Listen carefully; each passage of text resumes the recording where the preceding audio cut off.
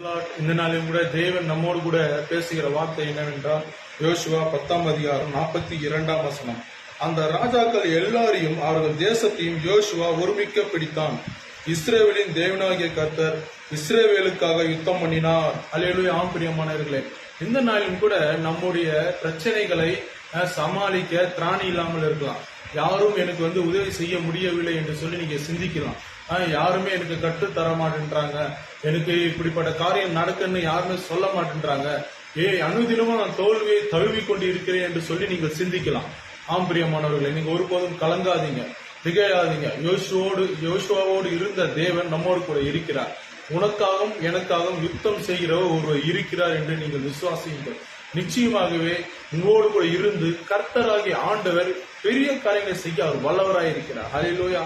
பிரியமானவர்களே, இந்த நாளில் கூட தேவன் நமக்காக யுத்தம் செய்ய ஆயத்தமாக இருக்கிறார். ஹல்லேலூயா.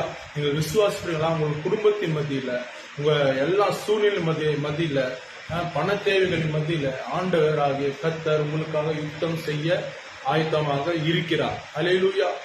பிரியமானவர்களே, ஒரு கூட்டம் உங்களை எதிர்த்து வரலாம், ஆனா கர்த்தர் யுத்தம் செய்கிறார்.